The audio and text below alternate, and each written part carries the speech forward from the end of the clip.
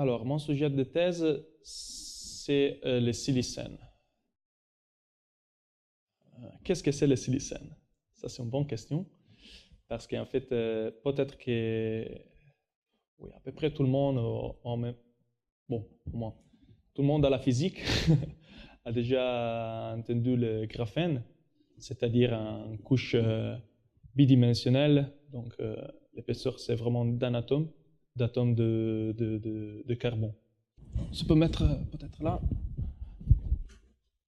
un réseau hexagonal d'atomes de carbone. Ok.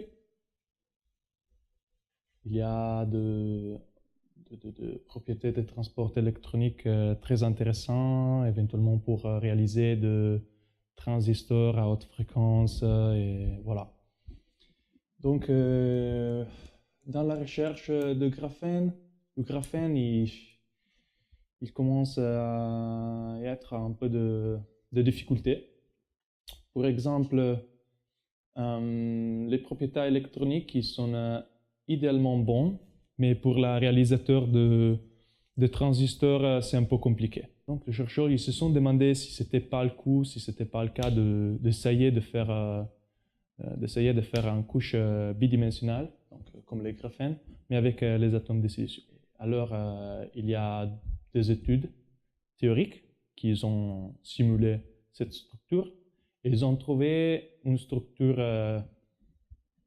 on dit métastable, donc faisable théoriquement, et que c'est à peu près la même chose, donc un réseau hexagonal d'atomes de silicium au lieu des atomes de carbone. La seule différence trouvée, c'est que la couche de graphène, c'est vraiment plat, c'est-à-dire les atomes ils sont tous à la même hauteur.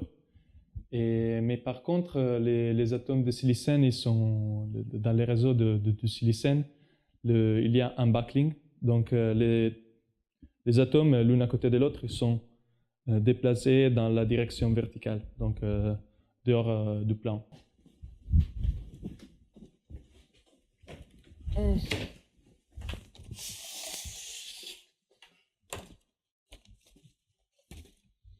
Ça, c'est l'article qu'on cite toujours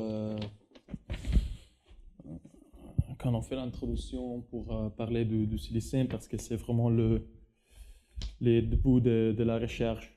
Et donc, voilà.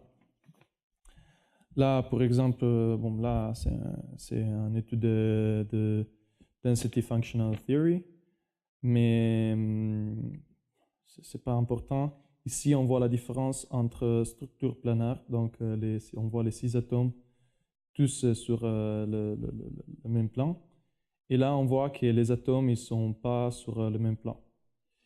Et cet article montre que cette structure-là, donc ce qu'on appelle la buckled structure, c'est énergétiquement plus favorable de la structure planaire, de la disposition planaire. Et voilà, après il y a ici, il montre un peu les propriétés électroniques. Et dans les propriétés électroniques, ils ont trouvé que pour cette structure, pour le low buckled silicène, il y a toujours les propriétés électroniques intéressantes observées pour les graphènes. Du coup, c'est toujours aussi conducteur ou pas? Hein? C'est toujours aussi conducteur? Oui, oui, théoriquement, parce que là, c'est le problème. En fait, si on pense au graphène, les graphènes, on peut dire que ça existe déjà en nature, parce que si on prend un crayon, il y a la mine dedans, et c'est un graphite. Et la graphite, on peut penser à la graphite comme deux plans de graphène un sur l'autre. Tu vois, c'est ce qu'ils ont réussi à faire à Manchester, c'est d'isoler un seul plan de graphène à partir de la graphite. Ils ont fait ça comment? Ça, c'est marrant parce qu'ils ont utilisé du scotch.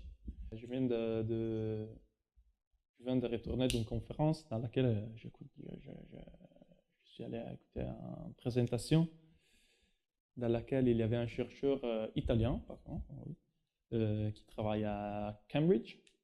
Et il a nous raconté qu'en fait, ils ont étudié les traces du crayon laissées sur, je sais pas, sur les cahiers quand tu écris.